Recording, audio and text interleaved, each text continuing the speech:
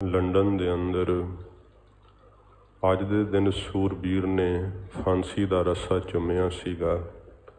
उन्हां दी शहादत नूं चेते करदिआं संखेप जे शहादत दे बचन कह के फिर आपां लड़ीवार कथा आरंभ करते हाँ। भाई साहब जी ने उन्हां दी ये शहादत का कारण की बनिया। विसाखी का पुरब देश के अंदर बहुत वड्डे पद्धर ते मनाया जाता है। इहदी रवायत गुरु महाराज सच्चे पातशाह ने तोरी। सतगुरु गरीब निवास सच्चे पातशाह धन गुरु अमरदास साहब जी बड़े वड्डे पद्धर ते विसाखी का जोड़ मेला महाराज जी लाया करदे। उन्हां रवायतां नूं सतगुरां जी ने अगे सीने बसीने गुरसिखां नूं बख्शिश कीता। विसाख की संगरांद का दिहाड़ा अमृतसर साहिब सचखंड श्री हरमंदिर साहिब बहुत वड्डे पद्धर ते मनाया जाता। बहुत वड्डा संगत का इकट्ठ हुंदा है। जदों अंग्रेज का राज सी साडे इस देश के अंदर साध संगत जी उदों एक जिहड़ा सी राज सी पंडाल जलियांवाले बाग के अंदर सजाया गया ते जिथे लीडरां ने आई हुई आवाम नूं मेरे देश के लोगों नूं संबोधन करना सी ते बहुत गिणती विच लोग इकट्ठे होए सन। हुकूमतां दी ये शुरू तो ही नीति रही है कि शायद जनरेशन नूं मारन दे नाल शरीरां दा कतल करन दे नाल विचारां मर जांदियां। नहीं साध संगत जी सिद्धांत तां शहीदां दे खून नाल सगों होर निखर के सामने आउंदे। सिद्धांत तां होर सगों प्रचंड हो जांदे। हुकूमतां मुद्दियां पै जांदियां। पर जदों हुकूमत कोल हुंदी उदों नशे विच पता ही नहीं लगदा हुकूमत दे करन वालियां नूं। वेख लो खालसे दे डुल्ले खून ने किन्नियां हुकूमतां मुद्दियां कीतियां। जनरल डवायर उसने ये सोच के कि इन्हां नूं सदा लई सबक सिखा दियां, वो लोग कोई हथियार लैके नहीं सी आए। वो कोई साध संगत जी लड़न वास्ते नहीं सी आए। विसाखी दे पुरब ते सतगुरु जी दे पावन अस्थान ते दर्शन इशनान करन लई आए। नाले अपने लीडरां दीयां विचारां सुनन वास्ते जलियांवाले बाग दे अंदर इकट्ठे हो गए। जिधरों आप मुख गेट राहीं प्रवेश करदे हो पहलों दा पुराना ही राह ये है। 1919 की विसाखी का वो जिक्र है। तो साध संगत जी जिस वक्त ऐन वो जलियांवाला बाग भर गया सी, लीडर बहुत जोशीलियां तकरीरां कर रहे सन।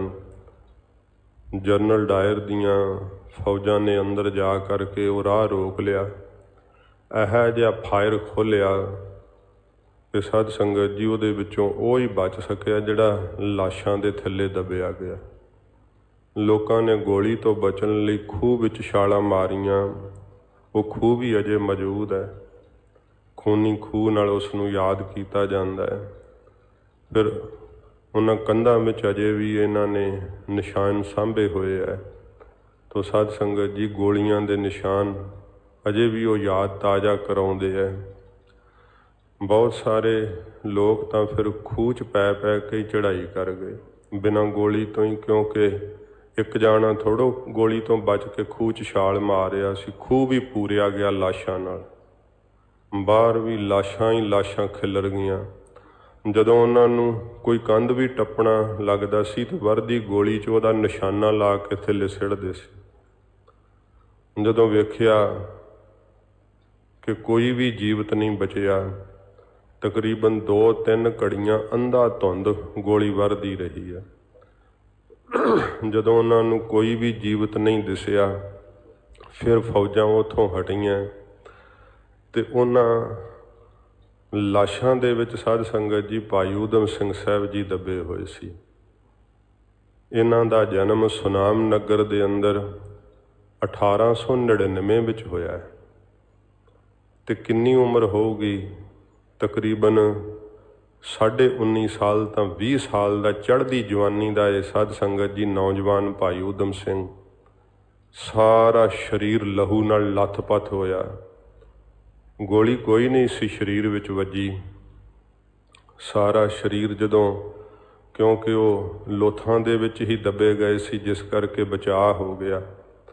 जदों उठ के वेखिया, क्योंकि 4 घड़ियां पहलां हसूं हसूं करदे लोग दिस रहे सी, ओह 3-4 घड़ियां बाद सब साध संगत जी दुख दा मंजर सा गया।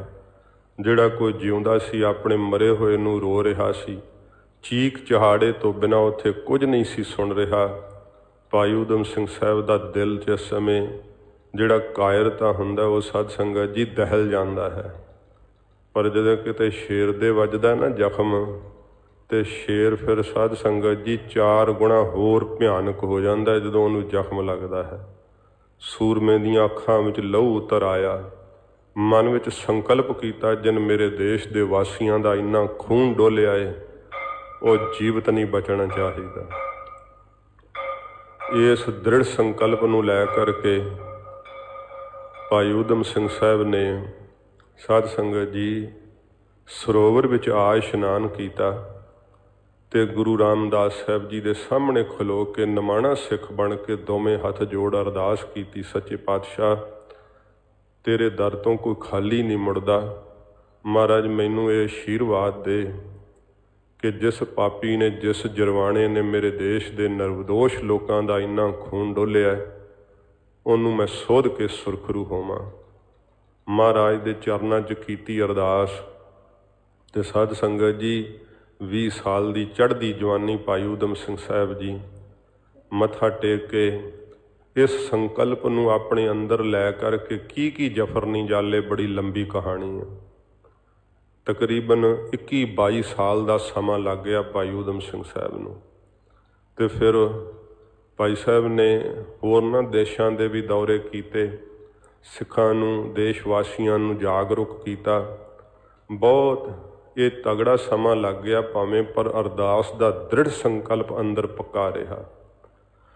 क्योंकि कई बारी जालम सोचते हैं कि साडे कीते जुल्म का किन जवाब देना, इन्ना समा लंघ गया है।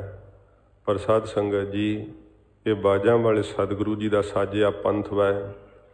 महाराज सच्चे पातशाह जी दे खालसे ने कदे किसे ते नजायज़ भाजी नहीं चाढ़ी, पर जे किसे साडे ते भाजी चाढ़ी है, थोड़ा बहुता समय का हेर फेर तो हो सकता है, पर खालसे ने चाढ़ी हुई भाजी नूं मोड़िया जरूर है। तो ये भाजी फिर मोड़ी सी भाई ऊधम सिंह साहब ने लंडन में जा करके बड़े उत्थे भी जरफत जाले कठिनाइयां का सामना किया।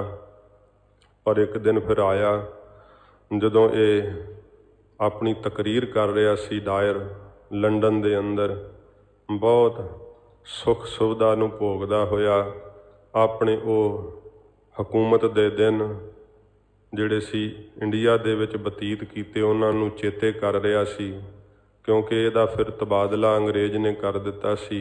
ये इत्थों लंडन चले गया सीगा, लंडन इहदा पिछा किया भाई ऊधम सिंह साहब ने। फिर भेस बदल करके अपनी किताब दे अंदर साध संगत जी रिवाल्वर छपा करके ते भाई ऊधम सिंह साहब जी अंदर पहुँच गए। जिस समय इसने कहते हैं देवनेत नाल वो जलियांवाली बाग की ही तकरीर इसने की, जदों उत्थे कि इस तरह मैं गुलामां नूं जिहड़ा सबक सिखाया। भाई ऊधम सिंह साहब नूं ते समय फिर रोह आया, उठ करके सूरबीर खड़ा होया। उस पंडाल दे अंदर, उस हाल दे अंदर भाई ऊधम सिंह साहब ने जकारा छड्डिया। कित्थे, क्योंकि उन्हां समियां च अज तां हवाई जहाज़ां दा बड़ा साध संगत जी हैगा, रफ्तार है, बड़ी छेती पहुँच जाईदा है। भावें कि थोड़ी बहुती सुविधा होवे ही, पर बहुता शिपां ते ही उस समय जहाज़ां ते ही सफ़र करिया करदे सीगे। ते इन्हां नूं सुपने विच भी चेते नहीं सीगा कि इत्थे भी कोई आ करके खालसा गज पवेगा।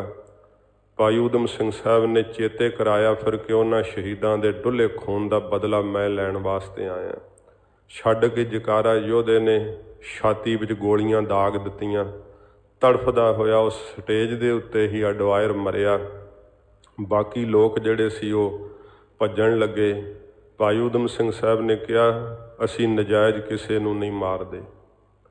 ਜਿਹਦੇ ਨਾਲ ਸਾਡਾ ਸੰਬੰਧ ਸੀ ਕੋਈ ਵੈਰ ਦਾ, ਉਹ ਅਸੀਂ ਪੂਰਾ ਕਰ ਦਿੱਤਾ ਹੈ। ਅਡਵਾਇਰ ਨੂੰ ਮਾਰਨਾ ਸੀ, ਮੈਂ ਕਿਸੇ ਬਦੋਸ਼ੇ ਨੂੰ, ਕਿਸੇ ਨਿਰਦੋਸ਼ ਨੂੰ ਨਹੀਂ ਮਾਰਾਂਗਾ। ਅਤੇ ਪੁਲਿਸ ਨੇ ਆ ਕੇ ਭਾਈ ਊਧਮ ਸਿੰਘ ਸਾਹਿਬ ਨੂੰ ਗ੍ਰਿਫਤਾਰ ਕਰ ਲਿਆ ਸੀ। ਸਾਧ ਸੰਗਤ ਜੀ, ਫਿਰ ਕੇਸ ਵੀ ਚੱਲਿਆ। ਹਿੰਦੁਸਤਾਨ ਦੇ ਲਾਲਚੀ ਲੀਡਰਾਂ ਨੇ, ਜਿਨ੍ਹਾਂ ਦੀਆਂ ਅੱਜ ਕੱਲ੍ਹ ਫੋਟੋਆਂ ਵੀ ਬੜੀਆਂ ਛਾਪਦੇ ਹੈ, ਅਤੇ ਭਾਈ ਊਧਮ ਸਿੰਘ ਸਾਹਿਬ ਜੀ ਨੂੰ ਇਹ ਸੁਨੇਹੇ ਅੰਗਰੇਜ਼ ਸਰਕਾਰ ਰਾਹੀਂ ਘੱਲੇ ਕਿ ਤੂੰ ਮੰਨ ਜਾ ਮੈਂ ਪਾਗਲ ਵਾਂ, ਅਤੇ ਪਾਗਲਪੁਣੇ ਦੇ ਅੰਦਰ ਮੈਂ ਅਡਵਾਇਰ ਨੂੰ ਮਾਰਿਆ। ਭਾਈ ਊਧਮ ਸਿੰਘ ਸਾਹਿਬ ਕਹਿੰਦੇ, ਅੱਜ ਮੈਂ ਜਾਨ ਬਚਾ ਲਵਾਂ, ਆਪਣੇ ਪੰਥ ਦੇ ਇਤਿਹਾਸ ਨੂੰ ਧੁੰਦਲਾ ਕਰ ਦਿਆਂਗਾ। ਜ਼ਿੰਦਗੀਆਂ ਕਦੋਂ ਸਲਾਮਤ ਰਹਿੰਦੀਆਂ ਨੇ? ਮੈਂ ਪਾਗਲ ਨਹੀਂ, ਮੈਂ ਪੂਰਾ ਸੋਚ ਸਮਝ ਕੇ ਜਲਿਆਂਵਾਲੇ ਬਾਗ ਦੇ ਖੂਨੀ ਦੀ ਛਾਤੀ 'ਚ ਗੋਲੀਆਂ ਮਾਰੀਆਂ। ਉਸ ਪਾਰਲੀਮੈਂਟ ਦੇ ਅੰਦਰ ਸਾਧ ਸੰਗਤ ਜੀ ਜਕਾਰੇ ਛੱਡੇ ਸੀ, ਜਿਹੜੀ ਲੰਡਨ ਦੀ ਪਾਰਲੀਮੈਂਟ ਵੈ। ਜਦੋਂ ਭਾਈ ਸਾਹਿਬ ਨੂੰ ਲਿਆਉਂਦੇ ਸੀ, ਜਕਾਰਿਆਂ ਦੀਆਂ ਗੂੰਜਾਂ ਪੈਂਦੀਆਂ ਸੀ। ਇਸ ਤਰ੍ਹਾਂ ਯੋਧੇ ਨੇ ਮੌਤ ਦਾ ਖੌਫ ਨਹੀਂ ਮੰਨਿਆ। ਬਾਣੀ ਦੇ ਨਿਤਨੇਮੀ ਸਨ। ਕਈਆਂ ਵਿਹਾਰਾਂ ਨੂੰ ਕਰਦਿਆਂ ਭੇਸ ਆਦਿਕ ਬਦਲਣੇ ਪੈਂਦੇ ਹੈ, ਪਰ ਸਾਧ ਸੰਗਤ ਜੀ ਸਿੱਖਾਂ ਨੂੰ ਸਿੱਖੀ ਵਿੱਚ ਅਟੁੱਟ ਵਿਸ਼ਵਾਸ। ਭਾਈ ਸਾਹਿਬ ਜੀ ਨੇ ਫਿਰ, ਕਿਉਂਕਿ ਇੱਥੋਂ ਦੇ ਲੀਡਰਾਂ ਦੇ ਵੀ ਕਾਗਜ਼ੀ ਦਸਤਾਵੇਜ਼ ਪਏ ਹੈ, ਜਿਨ੍ਹਾਂ ਨੂੰ ਇਹ ਮੰਨਦੇ ਆ ਨਾ ਕਿ ਸਾਡੇ ਇਹ ਦੇਸ਼ ਦੇ ਅਖੇ ਜੀ ਬਾਪੂ ਨੇ, ਉਹਨਾਂ ਕਾਗਜ਼ੀ ਦਸਤਾਵੇਜ਼ ਪਏ ਜਿਹਦੇ 'ਤੇ ਸਾਈਨ ਕੀਤੇ ਕਿ ਇਹਨੂੰ ਫਾਂਸੀ ਲਾ ਦਿਓ। ਭਾਈ ਊਧਮ ਸਿੰਘ ਸਾਹਿਬ ਨੂੰ, ਜਿਹੜੇ ਕਹਿੰਦੇ ਕਿ ਅਸੀਂ ਇਸ ਦੇਸ਼ ਦੇ ਖੈਰ ਖੁਆਹ ਹਾਂ, ਉਹਨਾਂ ਨੇ ਇਸ ਦੇਸ਼ ਨਾਲ ਬਹੁਤ ਵੱਡੀ ਗਦਾਰੀ ਕੀਤੀ ਹੈ। ਉਹਨਾਂ ਗਦਾਰਾਂ ਨੂੰ ਵੱਡੇ ਲੀਡਰ ਬਣਾ ਕਰਕੇ ਅਤੇ ਮਹਾਤਮਾ ਦੱਸ ਕੇ ਸਾਹਮਣੇ ਸਾਧ ਸੰਗਤ ਜੀ ਪੇਸ਼ ਕੀਤਾ ਜਾਂਦਾ ਹੈ। ਭਾਈ ਭਗਤ ਸਿੰਘ ਜੀ ਜੋ ਹੋਏ ਹੈ, ਉਹਨਾਂ ਦੀ ਵੀ ਫਾਂਸੀ ਵਾਸਤੇ ਇਹਨਾਂ ਨੇ ਪ੍ਰੋੜਤਾ ਕੀਤੀ ਸੀ, ਇਸ ਨੂੰ ਫਾਂਸੀ ਦੇ ਦੇਣੀ ਚਾਹੀਦੀ ਹੈ। ਜਿਨ੍ਹਾਂ ਨੇ ਦੇਸ਼ ਨੂੰ ਆਜ਼ਾਦੀ ਦੇ ਦਿਨ ਦਿਖਾਏ, ਸਿੱਖਾਂ ਵਾਸਤੇ ਤਾਂ ਆਈ ਨਹੀਂ, ਪਰ ਸਾਧ ਸੰਗਤ ਜੀ ਜਦੋਂ ਆਜ਼ਾਦੀ ਦਾ ਮੂੰਹ ਵੇਖਿਆ, ਜਿਨ੍ਹਾਂ ਸੂਰਬੀਰਾਂ ਦੀ ਕੁਰਬਾਨੀ ਕਰਕੇ, ਜੇ ਵੇਖੀਏ ਜਿਹੜੇ ਆਜ਼ਾਦੀ ਮਾਣ ਰਹੇ, ਉਹਨਾਂ ਨੇ ਸ਼ਹੀਦਾਂ ਨੂੰ ਸਗੋਂ ਸ਼ਹੀਦ ਕਰਨ ਵਿੱਚ ਸਰਕਾਰ ਦਾ ਪੱਖ ਪੂਰਿਆ। ਭਾਈ ਊਧਮ ਸਿੰਘ ਸਾਹਿਬ ਜੀ ਨੇ ਜਿਸ ਸਮੇਂ ਫਾਂਸੀ ਦਾ ਰੱਸਾ ਚੁੰਮਿਆ, ਕਹਿੰਦੇ ਅਰਦਾਸ ਕੀਤੀ ਹੈ ਯੋਧੇ ਨੇ, ਧੰਨ ਗੁਰੂ ਗੋਬਿੰਦ ਸਿੰਘ ਸਾਹਿਬ ਸੱਚੇ ਪਾਤਸ਼ਾਹ ਨੂੰ ਯਾਦ ਕਰਕੇ, ਅਤੇ ਆਪਣੇ ਗਲ ਵਿੱਚ ਆਪ ਫਾਂਸੀ ਦਾ ਰੱਸਾ ਪਾਇਆ। ਉਸ ਸਮੇਂ ਭਾਈ ਸਾਹਿਬ ਦੀ ਉਮਰ ਸਾਧ ਸੰਗਤ ਜੀ 40 ਸਾਲ ਦੀ ਸੀਗੀ।